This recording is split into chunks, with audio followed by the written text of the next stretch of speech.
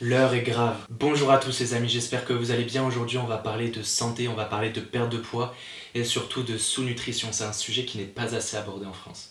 Avant de rentrer dans le vif du sujet, il faut savoir qu'au travers de cette vidéo, je vise à sensibiliser un grand nombre de personnes. Donc regardez cette vidéo jusqu'au bout et partagez-la au maximum pour qu'on puisse éviter à certains d'en arriver là et même pire de mettre en jeu leur santé. Cette vidéo se veut donc bienveillante et ne porte en aucun cas un jugement sur qui que ce soit. Pour vous mettre un petit peu dans le contexte, il y a une personne dans mon entourage qu'on appellera Valentine et qui est dans un objectif de perte de poids, comme beaucoup de personnes, avec une idée de poids bien précis à atteindre. Jusque-là, tout va bien. Là où ça se complique, elle a publié dernièrement une story sur Instagram mentionnant que depuis quelques temps, elle mangeait 900 calories par jour et comme vous pouvez le voir à l'écran, même moins de 300 calories par jour à certains moments. À titre d'exemple, 100 g de pâte cuite représente 350 calories, donc c'est vraiment très peu. Il s'agit en plus d'une personne adulte et de plus d'1,70 m.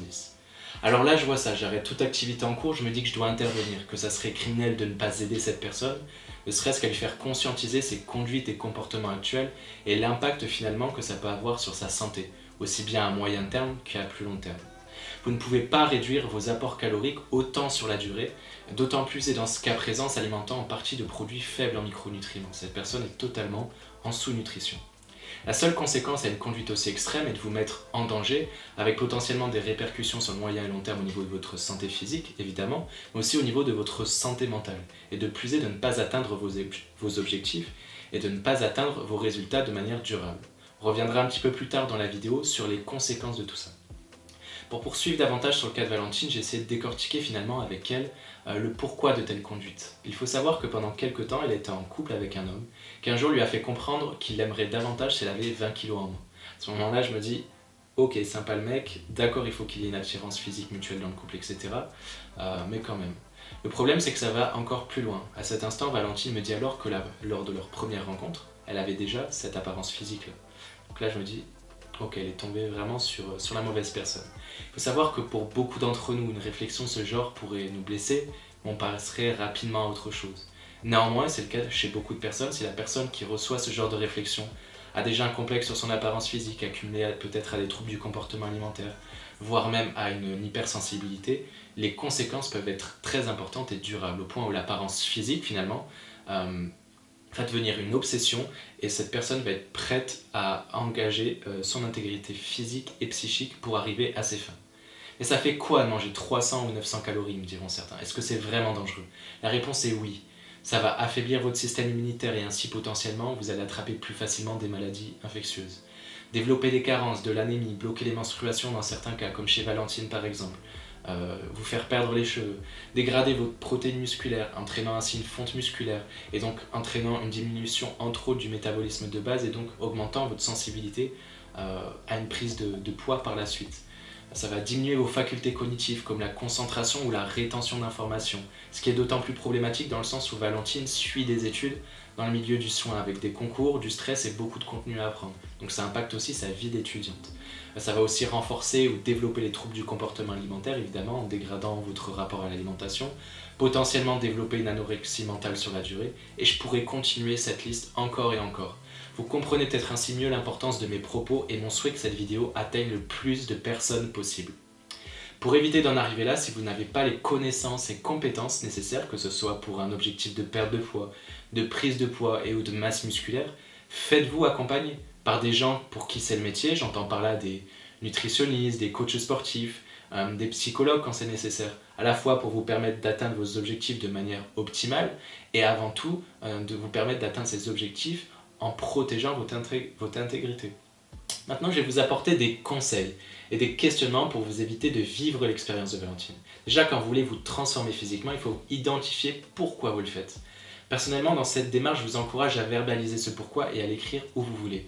Ce pourquoi peut évoluer au fil du temps, rien n'est figé.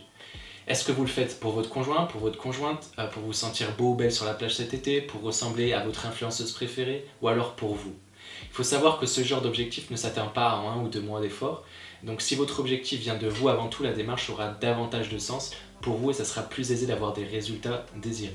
Il faut également prendre en considération que tout résultat durable se construit sur la durée et non en faisant un perpétuel yo-yo pour vous faire dépenser beaucoup d'énergie et finalement pas obtenir grand-chose. Second point, demandez-vous si votre objectif répond aux 3 fondements pour l'atteindre, à savoir si votre objectif est réaliste, atteignable et mesurable. Si vous arrivez à mettre des réponses derrière ces éléments, il sera plus facile pour vous de vous projeter, de le visualiser et de suivre un plan d'action pour y arriver. Autre gros point, demandez-vous si vous ne voyez pas en votre objectif de transformation physique une solution qui réglerait des problèmes beaucoup plus profonds. J'entends par là que oui, évidemment, perdre du poids ou gagner en masse musculaire jouera positivement sur votre image et votre confiance en vous, mais ne croyez pas que ça résout tout. Par expérience, ayant évolué dans le mannequinat, j'ai côtoyé un certain nombre de mannequins qui, malgré leur apparence divine, n'avaient toujours pas d'estime de soi ou de confiance en soi. Donc il est primordial de vous questionner, sans faire de jugement, dans une logique de conscientisation de qui vous êtes, sur l'estime de soi et sur votre confiance en vous, afin de travailler dessus et pendant votre transformation physique pour éviter toute conduite extrême finalement, toute conduite désagréable et dangereuse. Ne laissez pas votre mal-être dicter vos conduites ou gagner de l'emprise sur vous. Ces comportements touchent beaucoup plus d'individus qu'on ne le pense et ce n'est pas quelque chose de marrant et il faut du temps pour s'en sortir.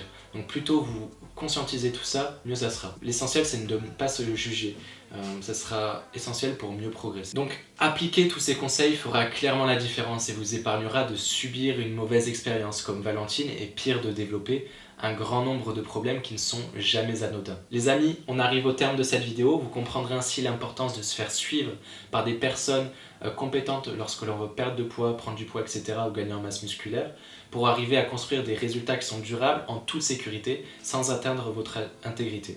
Qu'il est également nécessaire et intéressant pour vous de travailler en parallèle, sur une démarche beaucoup plus introspective, pour savoir qui vous êtes réellement, pourquoi vous voulez suivre une transformation physique, et parfois prendre de la hauteur finalement sur certains événements passés qui vous ont conduit à entreprendre ce genre de démarche et de conduite. Je vous remercie pour votre écoute, vos partages, n'hésitez pas à laisser un pouce bleu en commentaire si la vidéo vous a plu et à me suivre également sur les réseaux sociaux qui se trouvent juste dans la description en dessous de cette vidéo. En attendant, prenez soin de vous et on se dit à la prochaine.